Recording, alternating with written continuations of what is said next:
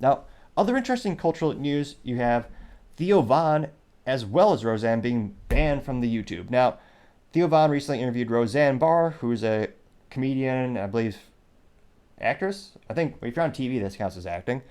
And she made some jokes around the 2020 election as well as the Holocaust. Now, a little disclaimer, a note that many people are bringing up is that she is Jewish herself.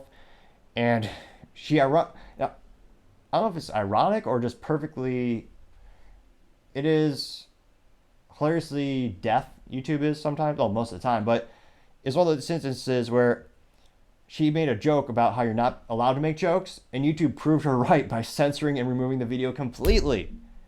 Now, YouTube actually banned the video saying it was based on hate speech, which there's no such thing. Hate speech is just speech you don't like.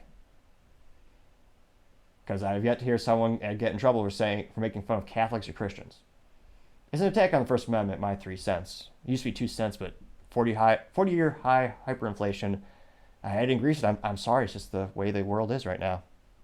Now, this means that Theo cannot upload videos for a single week. And it also means if he gets, I believe, 3 strikes in 90 days, so this is considered a strike, his channel is permanently deleted and gone. And keep in mind, he's a stand-up comedian, so I believe most of his income comes from touring around the country and selling tickets for the shows. But a lot of these people make their livings on YouTube. So to have a week where you can't make any money, that's a huge kneecap on their business and their capabilities. Now, the YouTube spokesperson by the name of Jack Malone said, quote, "We issued a strike to Theo Von's channel for violating our hate speech policy, which prohibits content promoting violence against groups or individuals based on attributes such as race and religion. As a result of this strike, the channel is prohibited from uploading content to YouTube for 1 week," unquote. Now, there's a disclaimer. You can absolutely make sense of religion if you're Catholic or Christian. Those videos are all over. And those are just fine because YouTube doesn't care about those. Now, ironically, it's also brought more people's attention to the culture war, and more people are starting to go to the alternatives, such as Twitter, as well as Spotify, as well as, what was the other one? It's Twitter, Spotify, Rumble.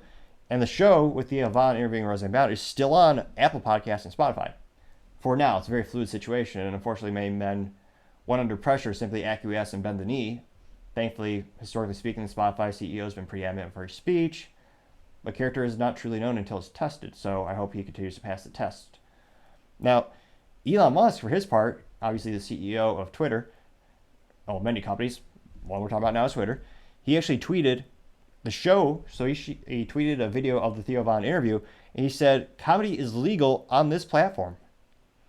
Now, that post by Elon got 224,000 likes in 2 days and 60.6 million views.